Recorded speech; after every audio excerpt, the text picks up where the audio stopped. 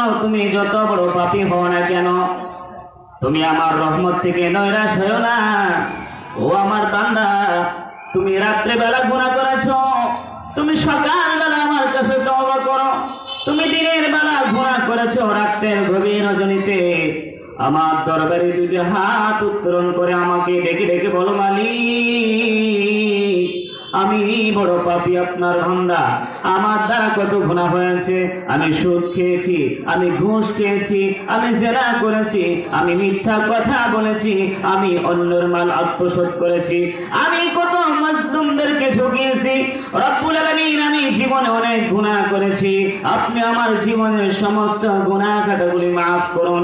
শুধু এমন ভাবে বললেই হবে না, আপনি আমি যে গুনাহগুলো করেছি ওই গুনাহগুলোর উপর লজ্জিত হতে হবে এবং অন্তর থেকে আন্তরিকভাবে একনিষ্ঠতার সাথে তওবা করতে হবে যে মালিক আমি আর জিন্দেগিতে এমন গুনাহ করব না, অবশ্যই আমার মালিক আপনাকে আমাকে ক্ষমা করবেন। এজন্য আমার মালিক বলেন, লা তাকনাতু মির রাহমাতিল্লাহ। ও বান্দা, তুমি পাহাড় পরিমাণ গুনাহ করেছো, তুমি সমুদ্রের ফেনা পরিমাণ গুনাহ করেছো, কোনো মন ঘাবড়ানোর কোনো সুযোগ নাই, হতাশ হওয়ার কোনো সুযোগ নাই, নৈরাশ হওয়ার কোনো সুযোগ নাই। তুমি আমার রহমতের আশা রাখো।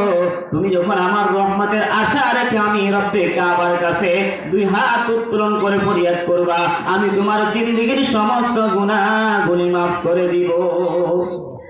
আমার রাসূল বলেন, ইবকু ফাইন লাম তাবকু ফাতাবাকু।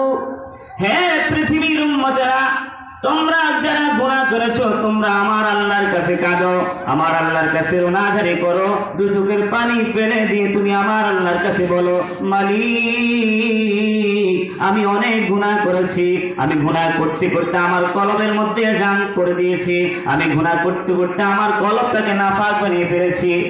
এমন ভাবে মালিকের দরবারে বলে বলে যখন তুমি দু চোখের পানি ছেড়ে দিবা, আমার নবী বলেন তোমার এই দু চোখের পানির ফোঁটা আমার আল্লাহর কাছে এত বেশি শক্তিশালী, পৃথিবীর আর কোন জিনিস এই চোখের পানির মতো শক্তিশালী হতে পারে না।